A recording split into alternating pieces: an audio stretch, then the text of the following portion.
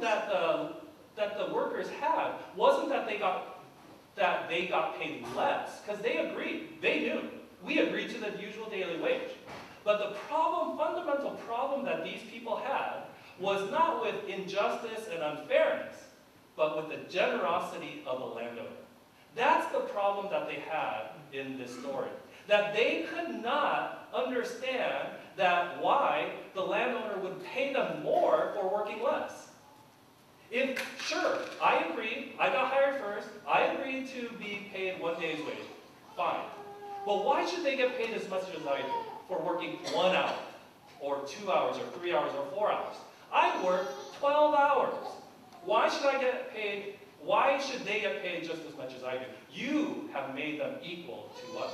So the fundamental problem is not a sense of money necessarily, but of making equal. That the landowner gave everyone equally. That they have been put on the same plane. And in this story, I think that Jesus, or the landowner does this, was that they had a problem with the landowner's generosity. In verse, Jesus points this out in one of the verses, and he says, are you envious? In the story it says, are you envious because I am generous? It didn't say, are you envious because you didn't get enough money? Are you envious because of this or that? He says, are you envious because I am generous? Generosity was the problem here.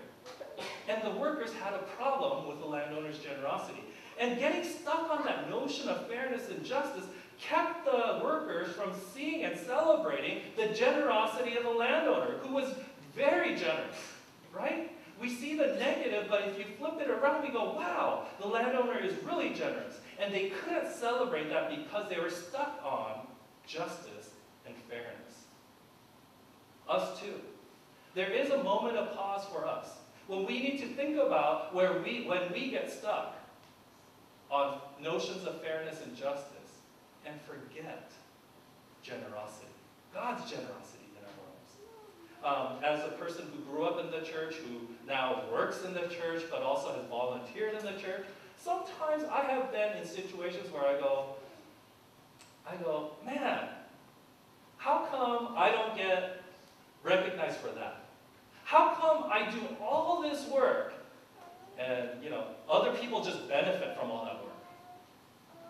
Right?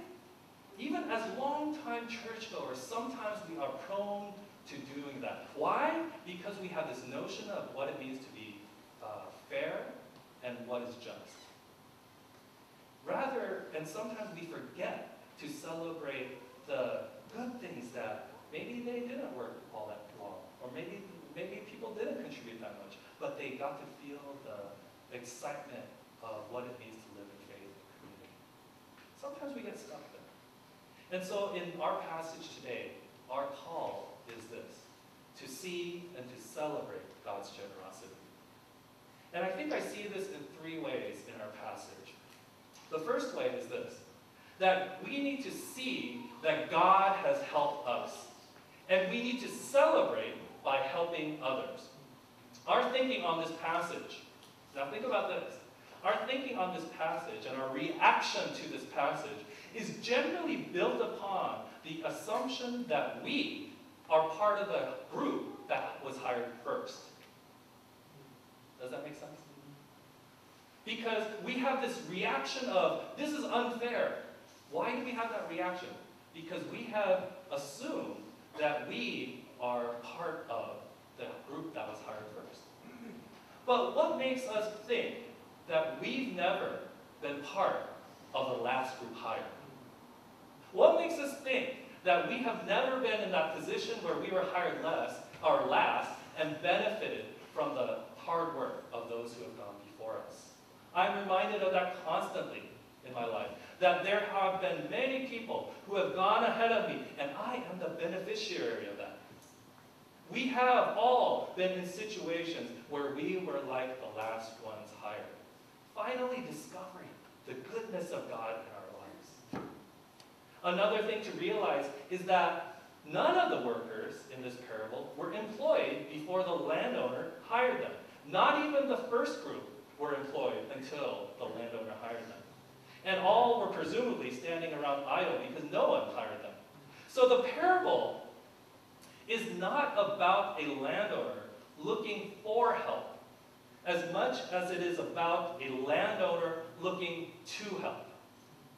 Do you see the distinction I'm drawing there? That this parable is not about a landowner is looking for help because he needs it, but it's a landowner who is looking to help others. And so when we see this, we need to see that and reflect on this. We need to see that how God has been helping us in our lives. And what we do to celebrate that fact is to now go help others. Because celebration is an expression of what we've experienced or what we believe. You go to a birthday party, you celebrate. Why? Because they're your friend, you're happy for them and other things. If you're not happy for them, if they're not your friend, you're not celebrating. Celebration is an expression of what we believe and what we've experienced with another person. In the same way, if we have experienced God's help in our lives, the proper expression is celebration, and celebrating when we've been helped is helping others. Why? Because it actualizes, once again, what God has done in our lives. That's why, to me, celebration of God's helping us is helping other people. How can we help? Well, be on the lookout for someone who needs help in your life. Too many times we are caught up in the situations of our own lives. And I am completely in that mode right now. There's so many situations in my life, and sometimes I have to sit back and go, okay, I'm so caught up in my own life. Who are the people around me that can use my help? It may be helping them to move. It may be helping them by saying, what's going on in life. It may be helping them by treating them to dinner. It might be helping them with, things. How can we help those around us? Yesterday we had a leaders' prayer kind of time for our elders, and I hope she doesn't mind. I didn't ask. But I wanted to share something great. She said, one of the things that she appreciates is that as she and Ben, I sometimes call them Benda, Ben and Wanda, Benda. I call them that by mistake once. So they have Henry, their newborn. And I'm not a mom, I'm not a dad, I don't have some secret love child hidden away. But I can only imagine how difficult and how life-altering a newborn is in its own side. Right?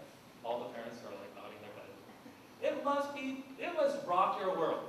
And I'm sure it's rocking their world, right? But she expressed gladness that there were people in our church that said, you know what? I know what you're going through. It's going to be okay. And that's all she needed. And I believe that God was moving in the people of our church to help them out. By just saying, it's going to be all right. That's helping. What other ways can you help others because God has helped you? How have you seen God help you? And how can you celebrate by helping others? The second way I see we need to see and celebrate is this. We need to see that God values us. And we need to celebrate by valuing others. Jesus in this passage demonstrates this at least 3 times, how God values us. The first time is this, as mentioned before, all the workers in the story, especially the last ones, were in need of work. And without the landowner who hired them, they would have no work. So when the landowner dealt generously with them, with the workers, because no one else was hiring them, no one bothered to hire them. Apparently they weren't worth hiring, even by 5 o'clock in the day. They weren't worth hiring. No, there was no work to be hired for. But for the landowner to hire them, he was dealing generously with them.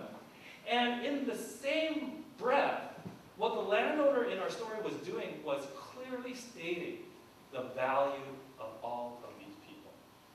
By hiring them, he's saying, I don't really need you, but I value you, and I'm going to hire you.